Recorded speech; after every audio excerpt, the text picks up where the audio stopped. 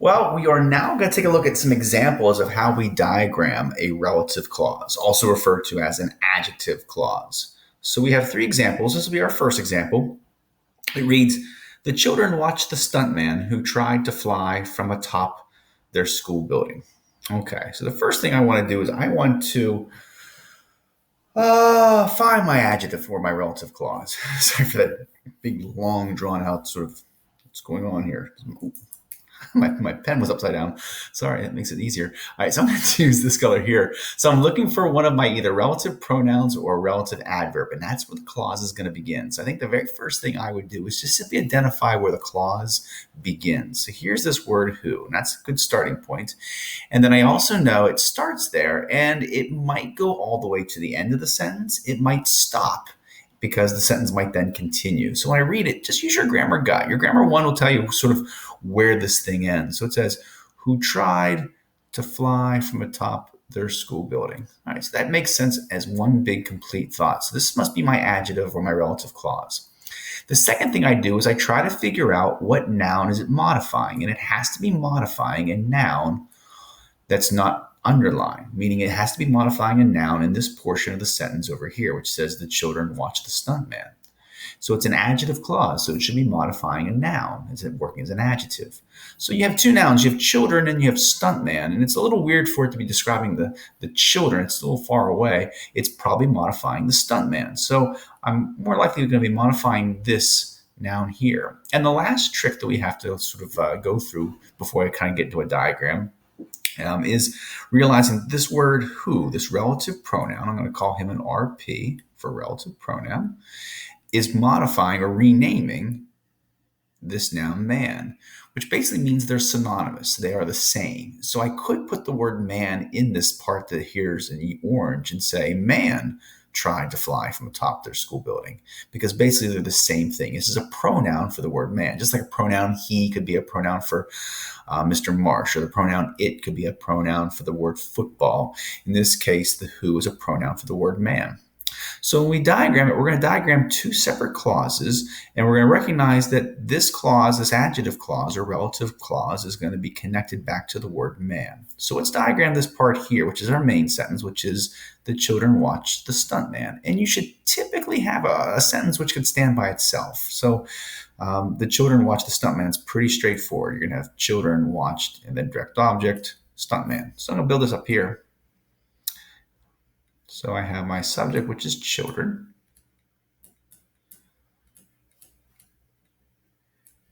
And then the children. I'm doing this at home today. I usually do this at school. I'm doing this at home, so you might be able to hear, it's a really wavy line.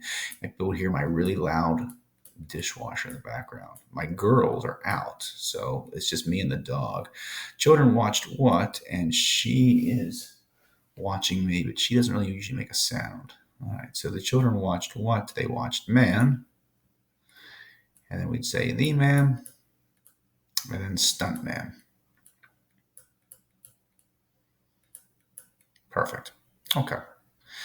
Now I'm going to take on my relative clause, which is who tried to fly from atop their school building. All right. I'm just going to let you know ahead of time. I am not sure exactly how I'm going to take on this from atop, but I'll figure it out. I promise you.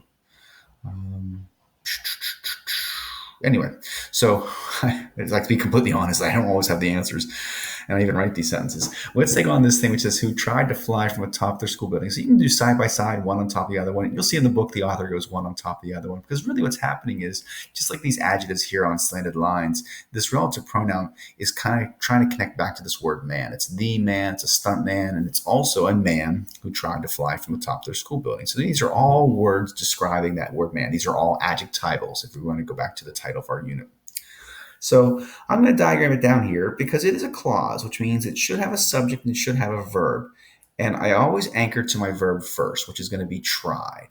All right. So the reason I'm not going to use to fly is because to fly is an infinitive. An infinitive won't be the verb. We know infinitives can be both nouns as well as adverbs from our last unit.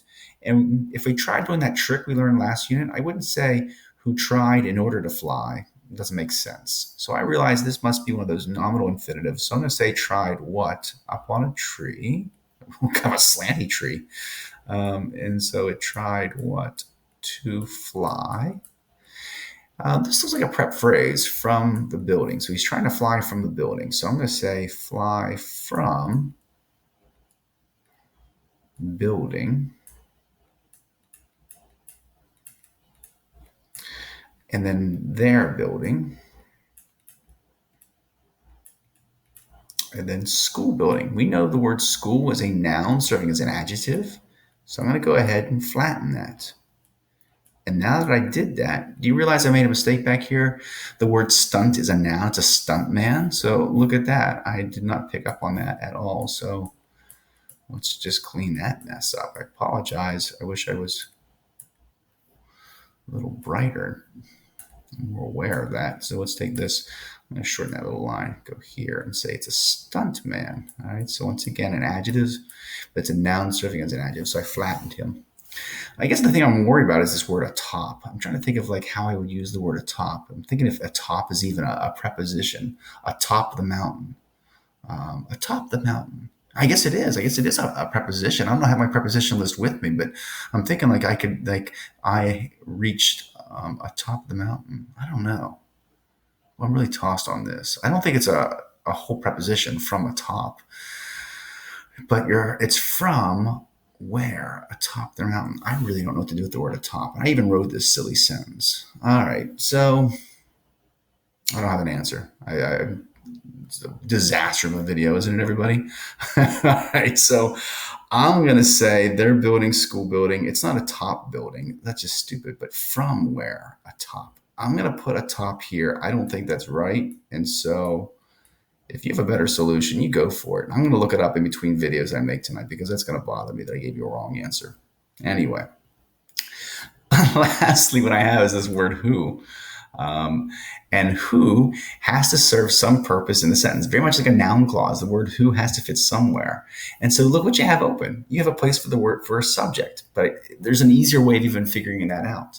I want you to remember that the word who and man are the same. All right. So the word man is being renamed with the word who. That's what we mean by a relative pronoun. He's a pronoun for the word man. So if I was trying to say that they're the same, and I was trying to like fit the word man in this sentence, I would say the man tried to fly, and I would put the word man right here, right? That would make sense, that man tried to fly atop their school building. Don't write the word man if you're kind of following along with me. Just kind of listen for a little bit. So the word man really is kind of sitting here. And so what we do is we say, well, that's basically what's happening is I'm using this thing here to connect back to this thing, which is this whole thing is describing the man. Except you don't have the word man twice in the sentence. You have the word who. So what I put here is I put the word who. And so this clause connects back to this now, the dashed or dotted line. Nothing's on the line because you've used up all your words. So there won't be ever anything on the dotted lines for the noun, for an adjective clause rather. You'll just simply connect the relative pronoun or the relative adverb back to the noun that it modifies. So the relative pronoun or the relative adjective in the clause is going to have a little dash line back to whatever noun it modifies. And it could modify a direct object. It could modify a subject. It could modify an object preposition. It's whatever noun it wants to modify. Okay. So overall, this is a nice little pattern 7 up here because this is our clause down here, which is also pattern 7. But this is our main sentence up here, and this is our adjective clause down below. And I don't know how to do the word atop, and I'm going to look it up at some point. Okay.